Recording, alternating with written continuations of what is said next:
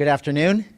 Thank you all for coming here today. I am Chad Bianco. I'm the Sheriff of Riverside County, and we are obviously here to talk about an incident that occurred yesterday at the rally that former President Trump had in Coachella.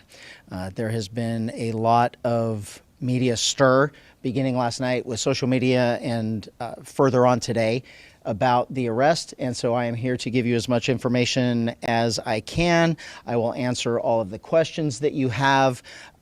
Keep in mind that the information that I'm going to give you may not be all of the information that I have, but because of what we're doing and because of the investigation that will obviously continue concerning this, there are some things that I cannot give you or that I will not give you, but I will do everything I can to answer your questions.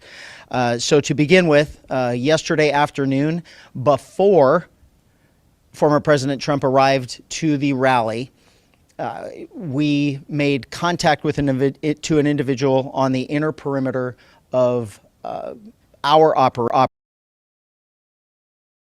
As you can imagine, this was a very large event.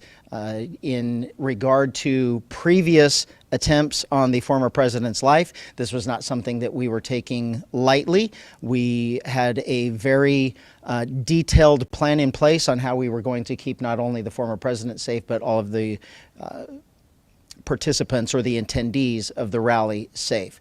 So in general terms, I will tell you that we had a larger outside perimeter and then an inside perimeter that was completely controlled by us, by Riverside County Sheriff's deputies, and both of them served different purposes. We did not keep residents from their homes. We did not keep people that were traveling through the area from going through if they had a legitimate reason to go through. So the outside perimeter was basically to allow people in that we thought belonged there. The inside perimeter was to make sure and to make sure people were proceeding in the right direction. The way it worked yesterday is only people that were allowed inside the perimeter, the outside perimeter in a vehicle, was if you lived there or if you had documentation that said you were going to this rally in the form of an email with VIP credentials or press credentials. Those vehicles were allowed in. There were no other vehicles allowed. So that outside perimeter are I will give you his name. The name that we have, and I'm going to put an asterisk by it as I explain this later, but we have his name as Vem, V-E-M, Miller, M-I-L-L-E-R, and his birth date is 10/26 of 1974. And the reason why I gave it to you like that is I will explain later.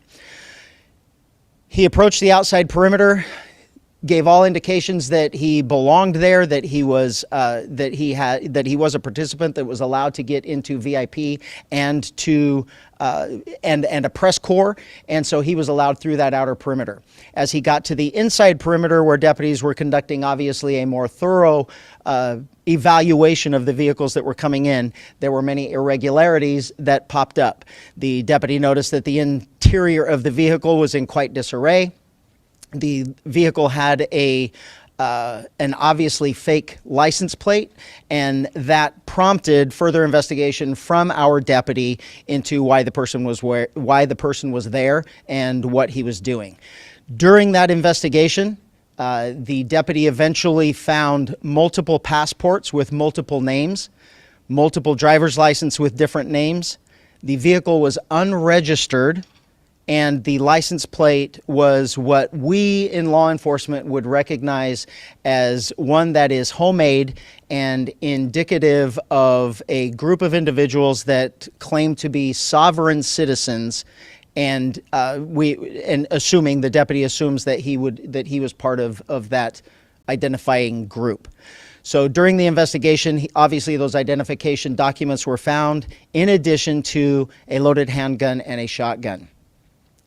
Obviously, this was before the former president arrived. The person was taken into custody.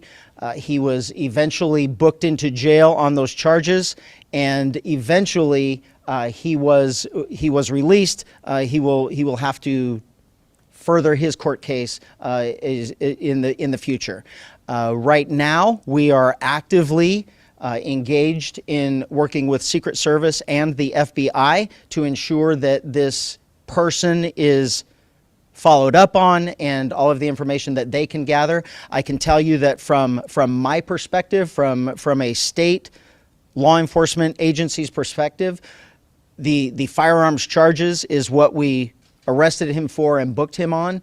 Anything further will come from the federal government, and quite frankly, I don't know if we will be a part of that. We will certainly be a part of that investigation and cooperating with them, but those charges, if any, will come from them. They will not come from us.